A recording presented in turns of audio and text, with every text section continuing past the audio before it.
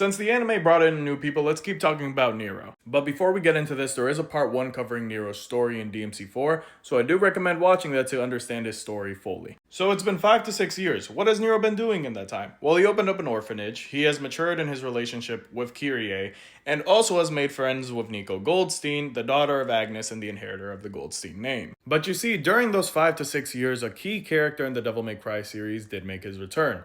Virgil, and he was searching for the Yamato, which Nero held. This then leads to the event right before the game begins, where Virgil has a standoff with Nero in his garage. But you see, those 5 to 6 years with Kyrie made Nero a better person, so he was asking Virgil, "Are you okay?" But in the midst of saying that, Nero's Devilbringer reacts, and Nero realizes that Virgil is a demon.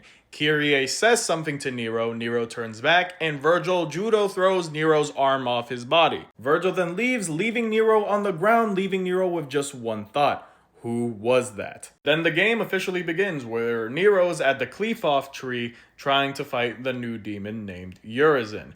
Dante lost to Urizen, and in the midst of the battle when Nero couldn't do anything, Dante grabbed the Sparta, popped his devil trigger, and called Nero a dead weight. After being called a dead weight, those words were stuck in Nero's head for a month until he returned to fight Urizen. But you see, during the month that Nero was gone, the city was overtaken by demons. They were everywhere and Nero had to clear them out. Nero then meets a demon called Goliath, makes fun of him, and kicks his ass. Nero then also finds another demon named Artemis, but there was something different about this one. You see, Artemis was hosting a human inside of her, that being Lady.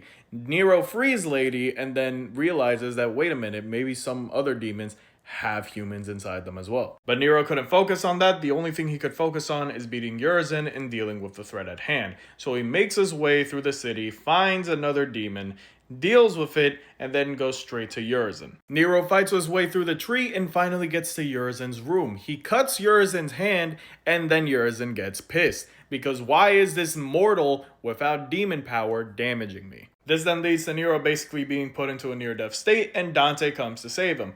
Now, I'll explain that in a Dante video if you guys want, but let's keep moving on from here. Nero then starts making his way down to the top of the tree, and then finds that Dante had already beaten Urizen.